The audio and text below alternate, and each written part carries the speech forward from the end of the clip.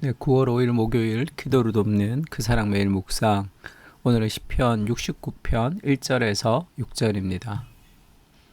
1절에 보면 하나님이여 나를 구원하소서 물들이 내 영혼까지 흘러들어왔나이다 이런 구절이 있죠. 물들이 내 영혼까지 흘러들어왔다라는 것은 굉장히 어려운 힘든 상황이 자신의 삶을 덮쳤다. 그런 고통 가운데서 지금 부르는 노래라는 것을 알 수 있습니다.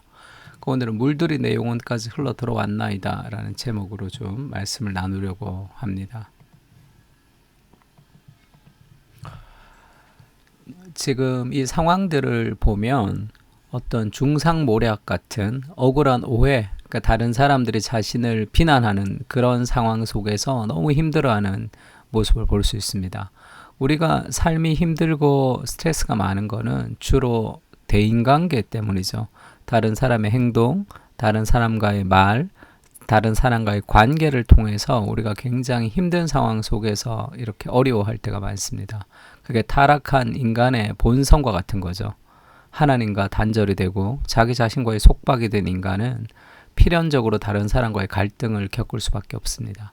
그게 얼마나 힘들었던지 하나님이여 나를 구원하소서 물들이 내 영혼까지 흘러들어왔나이다. 물에 빠져서 죽을 것 같은 그런 고통이 다윗에게 들어온 거죠. 나는 설 곳이 없는 깊은 수렁에 빠지며, 그러니까 드디어 딛고 일어설 수 없는 깊은 수렁에 빠지는 것 같은 그런 우울이 이제 자기를 덮친 겁니다.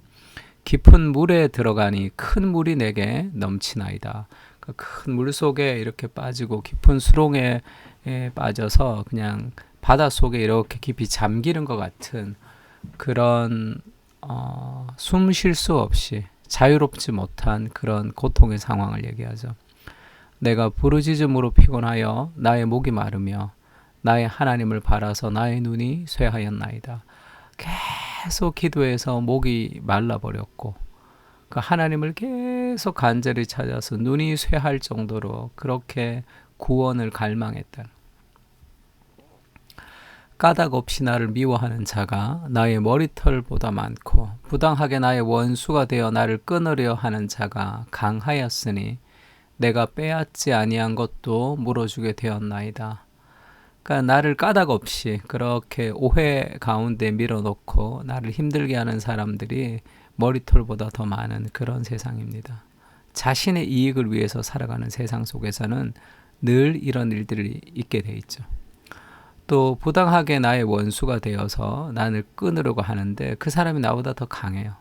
그 사람이 나의 상사고 더 힘이 있고 그 더 권력이 있는 사람들이 나의 원수가 되어서 내가 빼앗지 않는 것도 물어주게 될 만큼의 그런 어려운 상황 속에 지금 빠졌습니다. 그 억울한 오해 앞에서 우리가 해야 될 것은 기도죠. 하나님, 그보다 더 크신 하나님께서 나의 억울함을 풀어주십시오. 이렇게 기도하는 겁니다. 그리고 5절에 보면 조금 애매한 게 하나님이여 주는 나의 우매함을 아시오니 나의 죄가 주 앞에 숨김이 없나이다. 이렇게 고백할 때 나의 우매함을 아신다는 것은 그 중상모략과 그런 인간관계의 갈등 속에서 이제 자책을 하는 거죠. 자기의 우매함, 자기가 잘못됐다는 자기 자책으로 깊이 빠지는 그런 상황이라고 할 수 있습니다. 그리고 또 한 가지 생각해 볼 것은 자기의 자책이기도 하지만 그 우울로 인한 자책이기도 하지만 그 중상모략이 내가 정말 100% 깨끗하면 그것이 아니다라고 얘기할 텐데 그렇지 않은 내가 어떤 빌미를 준 나의 작은 실수까지도 포함되어 있는 것 같아요.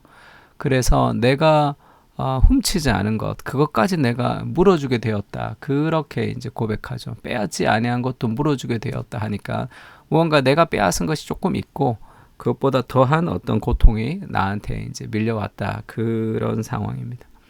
그러니까 나의 실수와 나의 죄로 인해서 무언가 그런 어려움들이 생겼단 말이에요. 그 6절에 보면 주 만군의 여호와여 주를 바라는 자들이 나를 인하여 수치를 당하게 하지 마옵소서. 그러니까 내가 죄를 짓고 내가 아픈 것은 괜찮은데 하나님과 그리고 나의 동료들, 믿음의 사람들이 수치를 당할까 염려가 됩니다. 이렇게 고백하죠. 이스라엘의 하나님이여, 주를 찾는 자가 나로 말미암아 욕을 당하게 하지 마옵소서. 이것이 경건한 사람들이 가지는 삶의 어떤 특징과 같은 거죠. 경건하지 못한 사람들은 자기에게 집중합니다. 죄를 져도 그것이 나한테 당할 피해, 그 다음에 하나님께 기도해도 그것이 내가 받을 이익을 기도하는 경우가 많아요. 경건한 하나님의 사람은 자기 자신을 넘어서 하나님과 이웃을 향해서 이렇게 눈이 열립니다. 그래서 내가 먹을 것, 그 다음에 내가 가지는 것, 내가 아픈 것, 내가 힘든 것, 그런 자기에게 집중할수록 삶은 더 좁아지고 더 우울해지게 돼 있어요. 힘들지만 우리가 타인에게 눈을 열고 그렇게 그 하나님과 세상을 향해서 우리가 살아갈 때 삶의 여러 가지 방향들이 이제 회복이 됩니다. 예수님도 이 땅에 오셔서 이 타인의 고통을 향해서 아파하고 기도하시고 자신의 생명을 그 대속물로 주신 분이시죠. 그 삶이 가장 건강한 삶입니다. 그러니까 지금 다윗은 죄의 한가운데 어떻게 보면 자신이 실수로 인해서 인한 일이지만 그것으로 하나님과 하나님의 사람들이 피해를 볼까 두려워하죠. 하나님을 사랑하고 내 이웃을 내 몸같이 사랑하라. 그 마음을 가지고 우리가 큐티를 할 때도, 말씀을 적용할 때도 하나님을 위해서 그리고 이웃을 위해서 계속 적용하면서 무언가를 시도할 때 삶은 훨씬 더 넓어지고 바른 길을 갈 수가 있습니다. 그러니까 이게 경건한 사람의 특징이죠. 하나님과 사람을 향한 슬픔을 가지는 겁니다. 그래서 경건한 사람은 세상을 향한 아픔이 있죠. 또 그것을 위해서 기도하고 자신을 준비하는 그런 것이 있습니다. 그의 노염은 잠깐이요 그의 은총은 평생이로다. 저녁에는 울음이 깃들지라도 아침에는 기쁨이 오리로다. 결국은 올 아침의 기쁨을 기다리면서 우리가 이 땅의 슬픔과 아픔을 함께 기도하며 그것을 해결해가는 그런 하나님의 사람으로, 하나님의 공동체로 그렇게 살아가는 것이죠. 그 예수님도 이 땅에 오셔서 타인의 아픔을 함께 공감하시며 사셨죠. 무리를 보시고 불쌍히 여기신다. 이것이 그리스도의 마음입니다. 왜 세상에 일꾼이 없기 때문에 예수님이 그 무리를 보시고 불쌍히 여기시는 그 긍휼이 그리스도의 십자가의 길을 다짐하기도 했고 인생의 어떤 헌신을 할 수 있는 삶의 동기가 무리를 향한 불쌍한 마음입니다. 제가 이 오카노 목사님 14주기 세미나를 이제 월요일날 했었는데 거기 하준 파파라는 그 인플루언서가 왔는데 그분이 이제 그 군대에서 군종을 할 때부터 오카노 목사님 설교를 많이 듣고 좋아해서 이번에 강사로 섰습니다. 근데 그런 얘기 하더라고요.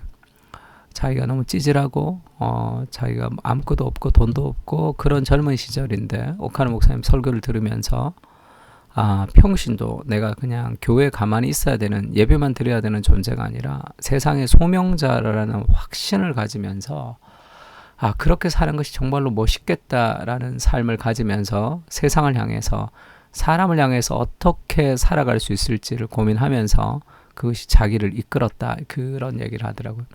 자기 자신을 위해서 살아가는 인생은 늘 매몰됩니다. 하나님의 은혜를 통해서 내가 사람들을 섬기고 살아가는 하나님의 소명자인 것을 확신할 때 인생이 더 열정적으로 살아갈 수 있는 거죠. 무리를 불쌍히 여기는 사람은 더 열심히 공부하고 일하고 자기 인생을 준비합니다. 시간을 낭비하지 않아요. 예수님이 도둑이 오는 것을 도둑질하고 죽이고 멸망시키는 것뿐이요 내가 온 것은 양으로 생명을 얻게 하고 더 풍성히 얻게 하려는 것이라. 그리스도가 이 땅에 오신 이유가 다른 사람의 생명을 얻게 하는 것, 그리고 더 풍성한 삶을 살게 하는 것이 그리스도가 이 땅에 오신 목적이죠. 우리가 이 땅에 온 목적은 뭡니까? 내가 잘 사는 것이 아니라 하나님과 사람들을 섬기는 것. 더 쉽게 얘기하면 하나님을 성공시켜드리고 다른 사람을 성공시켜드리는 삶을 살도록 노력하면 우리 인생이 가장 아름다운 그런 열매를 맺게 되는 겁니다. 억울하게 오해를 당하는 일들도 많습니다. 내가 완전히 선하면 괜찮지만 그 속에는 나의 실수와 죄도 포함되어 있습니다. 그래서 나로 인해 하나님과 다른 사람들이 욕을 먹게 될까 두렵습니다. 나의 삶을 통해 하나님께 영광이 되며 다른 이들에게 모범이 되는 삶을 살게 하여 주시옵소서. 이 땅에 인간으로 오셔서 사람을 위해 아파하며 근심하셨던 그리스도의 마음을 품고 함께 기도하며 근심하며 나아가게 하시고 완전한 기쁨의 날을 소망하며 오늘을 살아가게 하여 주시옵소서. 아멘. 우리 시편 69편을 통해서 같이 한번 기도했으면 좋겠습니다. 기도하겠습니다.